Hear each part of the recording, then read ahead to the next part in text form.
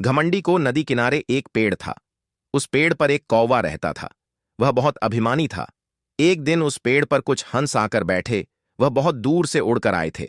वहां वह अपनी लंबी उड़ान के बारे में बातें करने लगे। वह वास्तव में बहुत लंबी दूरी तय करके आए थे। कौवा उनकी बातें ध्यान से सुन रहा था। वह उन हंसों के पास गया और बोला, तुम कौन से देश से आए हो? दशक से एक हंस ने उत्तर दिया। दशक तो कोई ज्यादा दूर नहीं है।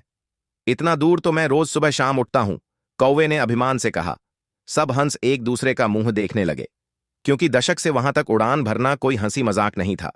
वह बेहद थकाने वाली उड़ान थी। फिर भी हंस कुछ ना बोले। हंसों को चुप बैठा देखकर कौवा और ज्यादा घमंड से भर गया।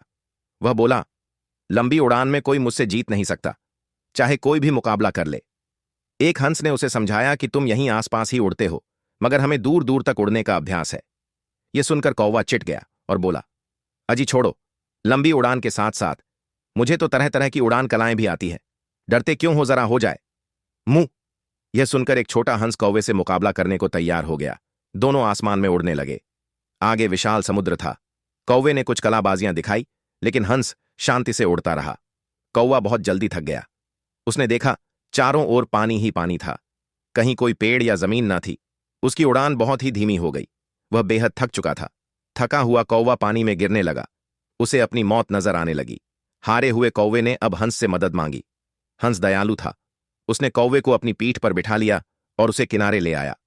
अब कौवे को अपनी गलती का एहसास हुआ।